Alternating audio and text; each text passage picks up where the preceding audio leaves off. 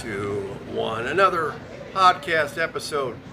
Down in the blocks, Chris Young, the former Michigan center, late 90s, early 2000s with me here at the Grand Traverse Pie Company, corner of Hagedorn and Grand River. That's beautiful. Hey, we should have been outside if it was a little bit later here in the morning after a little bit too much of a cool breeze still this morning for some of us. Somewhat shocking, maybe is that too strong of a term, but Michigan wins 72-68, breaks a 5-game losing skid. When the game started, it was like, I talked to some of the ushers, they said, we were told they have a meeting. We were told to expect like 5,500. I don't know how they do that. But there was more than that once the game got started. Well, looking at the official box score and everything like that, it says the attendance was 10,600, which may have been season tickets sold and stuff like that. And then you don't know, and there's a lot of no-shows, so it doesn't account for the no-shows. But you were at the game. I was watching it on TV, and Big time. I mean it was on Big Ten. It was on Big Ten Network. Yeah, the lower bowl was just about full, and the upper bowl was maybe 2/3 full, something like that. So I mean, at least coming from TV, it looked like there was a decent enough crowd there, and they were into it. The crowd was into it. The crowd was into it. The fans that do show up are into it. Yeah, they're committed. But it also helps the way the guys played, not just in the first half, they played but hard. the second half. Okay, I don't have my reading glasses. You have the stats. This is from sir. last night at the post-game presser. Will Cheddar. I mean, there's a lot of guys that did play well, but yes. And Juwan talked about him after the game, is that he's going to be a future captain, like you were. 100%. Because he's all in. Mm-hmm. He got a lot of votes this year. But, man, he hits the floor. And I saw him coming out of timeouts, communicating more. Yes. Mm-hmm. Grabbing guys and directing traffic. Yes. Leadership that has been missing from this team. Yes. Because here we go again. 4-point lead at halftime, and then Wisconsin comes out. They scored 4 or 5 straight trips on the court. Yeah, they went on like a 15-4 run coming out of the half, and they were up by 4, took a little lead. 6, whatever. Yep. And then but Michigan held the ground, and they went on a 9-0, I think, at one point. But you could even feel it coming out of the half, like everyone's like, okay, here we go.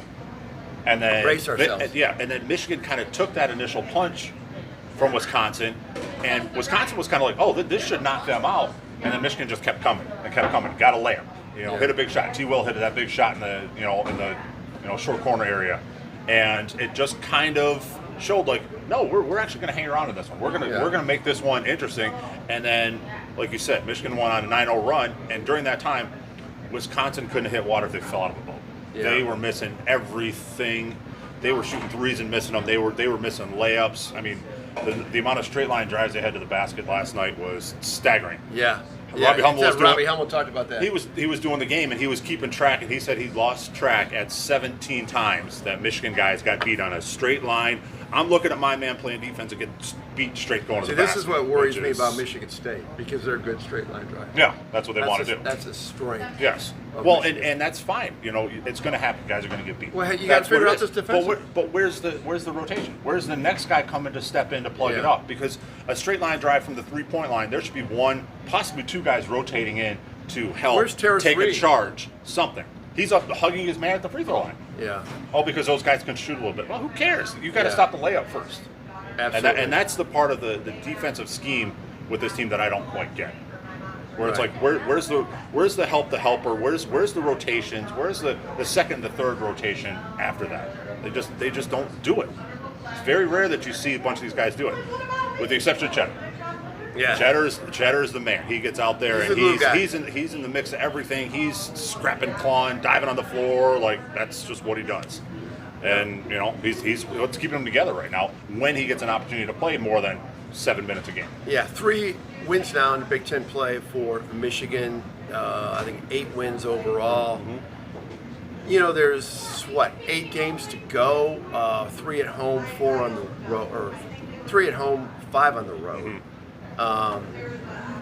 It's hard to determine how they're, they could lose the rest of them, or they could grab a couple ones. I mean, they have a shot at beating Michigan State if they play like they did last night.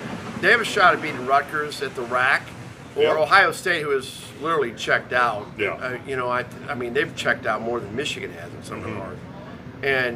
But you're right. I think you're going back to the halftime lead. We're sitting there at halftime thinking, okay, here it comes. Because I think it's double-digit times Michigan has had the lead at halftime, and they've only won 2 of those double-digit times. Like Well, 2 out of 11 or something like that. Before last night, they were 7-8 with a halftime lead. Oh, 7 and 8. They were 7-8. Yep. Which is just, that's mind-boggling how you can have that percentage. I mean, they were talking about it. Wait, again hold on. How many times? So how many times were they leading at halftime? Yesterday was the 16th time during the course of the season that they were leading at halftime, and they were 7-8 going into that game. Okay. So now they're 8-8 with a halftime lead. Okay, so it's a little bit closer than I thought. It's a little closer, but I think of course Robbie Hummel's getting into all the analytics of it, and Michigan is second to worst in all of the country of all D1 schools at the number of points that they're giving up in the second half. The other thing is what Michigan is. There's 360 teams in Division One. I think they're ranked 300th in number of minutes the starting five has to play. So they're all in the 30s. Yeah, heavy so minutes. look in this box score right here. Yep. Look at the minutes. Yeah. They're down. They're more realistic. Yes. And Doug McDaniel, and I asked Juwan this question, at the 10-minute mark, you took Doug. He didn't come back until like 2.5 or 2.5 left, yeah. And he hit a couple of good free. He missed a couple, but I mean, Yep. he made free throws. He closed it out. But I'm thinking, wow, that was a dicey thing. But Juwan said, well, I like the five that I had in there at that time. He didn't take a poke at Doug. Yep. And Jalen Llewellyn played well. Yeah, he probably played his best game since he's come back from his injury. Yeah. He was very under control. He made some shots. He was facilitating the offense. He can't. Unfortunately, he can't guard anybody one-on-one. That's just Many just players not in the on cards. this team can't guard. I've never seen a weaker defensive basketball team from Michigan. Yeah, just a one-on-one game. It just. So should you just play zone all the time and it's not a terrible idea. Mitigate your problems? It's not. I mean, do the old Syracuse Jim Boeheim thing where you just sit in that zone and it's like, okay, if we're going to lose, these guys are going to have to shoot 40+%. Why did Boeheim do that? Because he was counting on teams not knowing how to play against his zone, not having not having enough shooters around the perimeter, and then not having a bigger guy that can play at the free throw line, because that's how you beat a zone. You get the ball to the free throw line, and then that guy's the one that picks everybody apart. Right. And it's having a 4 or a 5 man that can step to the free throw line. You have to have perimeter shooters. And then you have to have guys that can shoot 35% from three. And if you don't, if I was playing against Michigan, seeing the way they've been shooting the ball, especially the way that T. Will's been shooting the ball for the last couple of games, why not play a zone against Michigan? You would. I would try it. I don't even because think now Terrence Reed is starting to come on a little bit. He's starting to score inside. We're offensive rebounding. We saw that early on. He was dominating inside. Yes. Why not? Yeah. But a lot of coaches see that as kind of a cop-out style defense. They do. And we're not tough enough to play man. So they look at it as a sign of weakness. Yes. Where it's not. It's a great way to switch up the rhythm of the game. Right. Because you have, against a man-to-man, you probably have 25 to 35 set offenses. Against a zone, you have 2, maybe 3. Yeah. And once the defense figures those out, man, you're spinning at that point. Yeah. So Juwan Howard, it was his birthday yesterday, so happy birthday to Juwan. Yeah. He said the best thing about last night post-game was going in the locker room and not seeing sad faces. Yeah, for sure. Because coaches, when you're in coaching, your pain is through your players. Mm-hmm. If you're you love your players like you should, and it's besides on a personal level of losing, your guys are losing and they're putting the effort in, and so that was nice to have that. Oh yeah, I'm sure. Now moving forward, we're all in a meltdown mode after the Rutgers game about where's this program going. Where's Ward Manuel's going to have to make a decision at the end of the year. Mm-hmm. This could go one of two ways. They could still go back and go into their tailspin and, have a terrible record and or they could win 5 of the next 8. They could, and they might win a couple in the Big Ten tournament with just for shits and grins. And then all of a sudden they sneak into a postseason tournament. Not saying they're going to make the NCAA tournament, but maybe they make the NIT. Yeah, that would be it. But don't you have to be 500 at least? You got to be 500. But they're so sub 500 right now. They have to win a lot of games. That's what I'm saying. You win. Win 4, 5, or 6 of these next 8. You steal a couple in the Big Ten tournament, and then you're a bubble team at that point. Or they could go sputter around and then win 11 games in a row, win 5 in the Big Ten tournament, win 6 in the NCAA tournament, and actually 7 because I have to be in the play-in game. Yeah, it's like. Yeah. They could go, 12 wins to cut down the nets. Yeah. Michigan Wolverines. And I mean, that's one a little shiny moment, baby. Yeah, that's a little pie in the sky, but you know, it's Grand Traverse pie in the sky. yes, Grand Traverse pie in the sky. I mean, it's possible for them to put together a little run. I mean, now they see that they can compete with, you know, a number 11 in the country team. They competed with them. They were better than them last night. They were tougher than them last night. They made plays when they had to. They've been close. They've been close a bunch of times, but I think now it's just seeing that we can actually do it. Being close and actually doing it are two totally different things. Okay, we'll see if they can do it. They got Nebraska on the run. Nebraska's coming off a loss to Northwestern. Mm-hmm. Nebraska is got some work to do. Yeah. To make sure they're in the NCAA tournament. Oh, yeah. And then they got to go to Illinois on Tuesday night. Yep. And that's a tough State Farm Arenas. You know, it's called it's Assembly Hall when you were. It's playing. Assembly Hall, yeah. Yeah, That's still all I Assembly know Hall. it as, yeah. It's a tough place to. Oh yeah. The Orange well, Crush. the Orange Crush will be into it. It'll be loud, but I mean, looking at this Nebraska game, like you said, Nebraska's got a lot to prove. Yeah. You know, Hoiberg's got them going and had them going for a while, and they've kind of started to sputter a little bit. Yeah. They're like, oh man, this is going to be our year. We're going to make the tournament. We're going to make a run, and blah blah blah. Well, now they're sputtering. Yeah. Well, are they going to decide to pick it back up and start playing, or are they just kind of going to let the tailspin going? Okay, we got our 14, 15 wins on the season, and we'll kind of figure it out from there. Yeah. Well, So- I mean, yeah, there's a lot of basketball to be played. It's gonna be Yeah. interesting. Mm-hmm. And But it's not. After that Rutgers game, like you said, it was gloom and doom. It was total meltdown. Juwan's Just the way they lost Juwan's it. insulting the players, and it was just that was a bad. it That was was awful. a low. I mean, because Rutgers was ranked 300th offensively going into that game. Yep. And you lose by 10 Yeah. to Rutgers. Well, then they went on a 30-9 run Yeah, or whatever. 30 to 10 8, game, and you have the 18 yeah, to it's 2. like- I mean, you can throw all the margins here and there Yeah, of the streaks, pockets of the game. It was a bad ending, Mm-hmm. and so that's in the past. Maybe that was the low water mark, and they can build it up. We'll see. We'll go one at a time here. Want to remind all our listeners for Down the Blocks, Chris Young, Tom Crawford, go out to our YouTube page, Tom's Take Community, all one word. We have all our videos there, along with other videos that I have with Ralford and some other people. Mm-hmm. So you can go out there. Also on our Facebook, besides my personal page, go out to Tom's Take Community.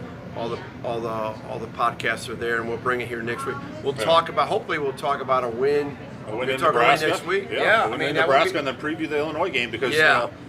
hey, Probably do that on Monday. Yeah, if they win in Nebraska, Oh my God. why not?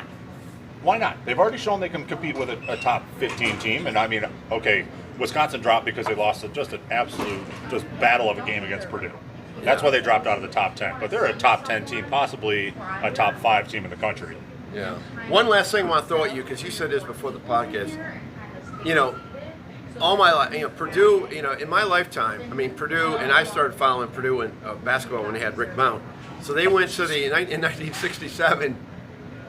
I saw, they got to the title game. They lost to UCLA and Lou Alcindor, okay? So that was 67. They were in the Final Four. Then in 1980, when Lee Rose was the coach, they got to the Final Four. The year that Louisville won it, when Darrell Griffith won it. But they haven't been to the Final Four since 1980. This guy right here, as much as people hating on Purdue over the year, they'll gag, they won't get the Final Four. You think they're going to cut down the net? I mean, watching them play against a pretty talented Wisconsin team, the Wisconsin team that showed up last night at the Kohl Chrysler, Center. it was not the same team that played against. They got Purdue. some hangover going on. Yeah, for sure. That was a tough, physical, nationally televised game and all that.